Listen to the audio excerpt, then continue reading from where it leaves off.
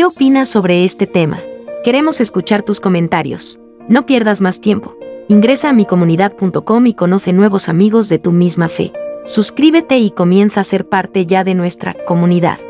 Micomunidad.com, 3 de Juan capítulo 1 versículo 2. ¿Apoya el Evangelio de la prosperidad ya que Juan desea que tú seas prosperado en todas las cosas?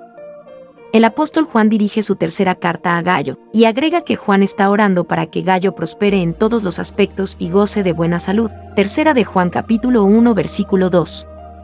Está claro que Juan se está refiriendo no solo a la prosperidad espiritual, como Juan agrega, así como prospera tu alma. Aislando este versículo del contexto y de los otros escritos de Juan, uno podría sospechar que Juan respalda el Evangelio de la prosperidad. Después de todo, Juan le dice a Gayo: oro para que te vaya bien en todos tus asuntos y goces de buena salud, así como prosperas espiritualmente. Nueva versión internacional. En este contexto, Juan muestra rápidamente que 3 de Juan capítulo 1 versículo 2 no respalda el Evangelio de la prosperidad. En 3 de Juan capítulo 1 versículo 3, agrega que se alegra de que Gayo ande en la verdad, y en el versículo 4 Juan expresa que su mayor gozo es que sus hijos anden en la verdad, no que prosperen y gocen de buena salud. Juan elogia a Gayo y a la iglesia por su hospitalidad con los hermanos, y explica que este tipo de hospitalidad es apropiado. 3 de Juan capítulo 1 versículos 5 al 9. Así como es importante que los creyentes muestren hospitalidad y ayuden a satisfacer las necesidades temporales de los demás, Juan expresa un deseo genuino de que Gayo prospere y goce de buena salud, tal vez en parte porque Gayo está haciendo bien con los recursos que tiene. Juan se preocupa personalmente por Gayo y simplemente quiere que le vaya bien. Como amigo, Juan se preocupa por Gayo, y desea que prospere y goce de buena salud, pero Juan no respalda el Evangelio de la prosperidad.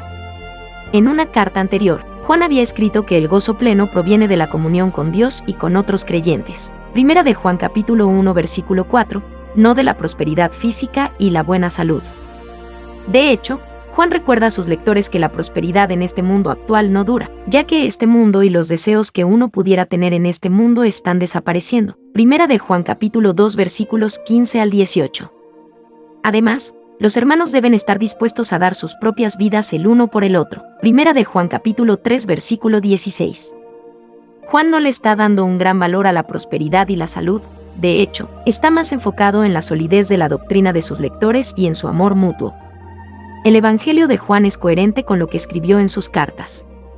Juan presenta inequívocamente que el verdadero significado de la vida se encuentra en conocer a Dios. Juan capítulo 17 versículo 3, a través de la fe en Jesús. Juan capítulo 20 versículos 30 y 31.